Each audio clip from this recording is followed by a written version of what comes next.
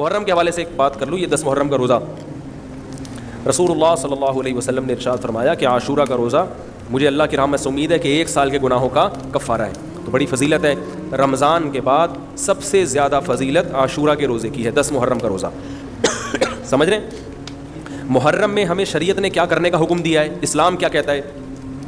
پہلی بات, اسلام یہ کہتا ہے کہ محرم میں روزے رکھنا دوسرے مہینوں کی نسبت زیادہ ثواب ہے. رمضان کے بعد تو زیادہ سے زیادہ روزے رکھیں, اور اسپیشلی 10 محرم کا روزہ 1 سال کے گناہوں کا کفارہ ہے, یہ اور زیادہ ثواب ہے. پورے محرم نہیں رکھے جاتے تو کیا کرنا ہے, 10 محرم کا رکھنا ہے. حدیث میں آتا ہے کہ آپ نے حکم دیا 2 روزے ملا کے رکھو, کیونکہ یہودی جو تھے وہ 1 روزہ رکھتے تھے, صحیح ہے نا. تو یہودیوں سے مشابہت سے بچنے کے لیے ہمیں حکم دیا کہ اس کے ساتھ ایک اور روزہ ملائیں. تو علماء یہ کہتے ہیں کہ آج کل یہودی 10 محرم کا روزہ نہیں رکھتے, تو اب مشابہت ختم ہو گئی ہے.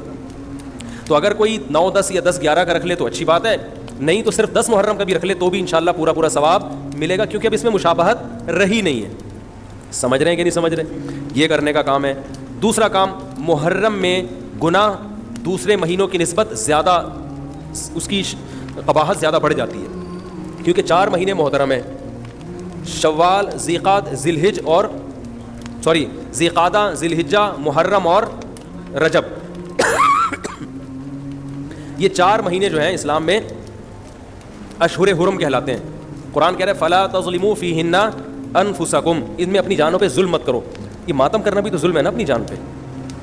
تو اللہ نے فرمایا ان 4 مہینوں میں اپنی جان پہ ظلم مت کرو. کسی بھی طرح سے ظلم ہو, جسمانی ظلم ہو, روحانی ظلم ہو. جسمانی ظلم ماتم کر کے بھی ہو سکتا ہے, اور انگاروں پہ چل کے بھی ہو سکتا ہے, اپنے آپ کو پیٹ کے بھی ہو سکتا ہے. روحانی ظلم کیا ہے؟ گناہ کر کا. تو نہ گناہ کرنے کی اجازت, نہ کسی اور طرح سے. عام مہینوں میں بھی ظلم کی اجازت نہیں ہے, نہ اپنے اوپر اور نہ کسی اور پر. تو ان 4 مہینوں میں ظلم کی نوعیت بڑھ جاتی ہے. سمجھ رہے ہیں؟